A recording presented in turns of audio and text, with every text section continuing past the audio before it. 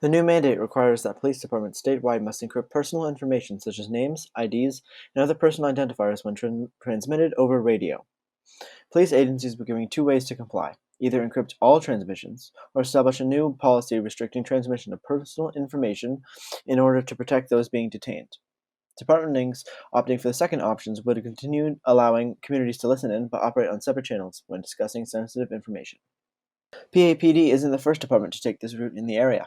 The Santa Clara County Sheriff's Office, San Jose Police Department, Morgan Hill Police Department, and Sunnyvale Department of Public Safety have all already moved their radio communications to encrypted channels and are soon being followed by the Los Altos PD and the Mountain View PD this spring.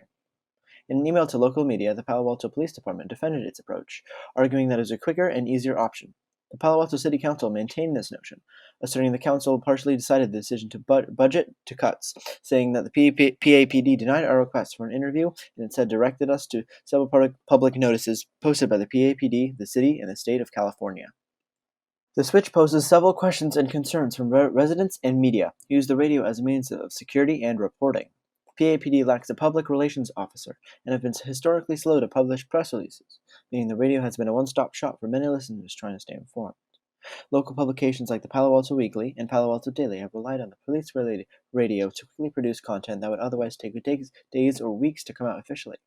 Some cities, including Beaumont, Cathedral City, Desert Hot Springs, Indio, and Palm Springs from Riverside County, have been using encrypted radios since 2010 but have opened channels for local media. PAPD has not responded to requests like this. All of this comes at an especially startling time as protests sweep the nation, partially in the name of increased police transparency. In his blog post, PAPD Chief Robert Johnson said the move does not change the police department's commitment to transparency and sharing of public information. Some community members contend that the shift is a positive one, pointing to a string of break-ins around the city. Criminals listing could operate around the information provided, making it easier to get away with crimes. The City Council backed from these same ideas over the meeting, saying, "City residents on local media platforms like Nextdoor have expressed frustration over the number of official reported cases versus what they're listening in on the radio first-hand experiences. How the change will affect these numbers is yet to be seen." For In Focus, I'm Matthew Ehrlich.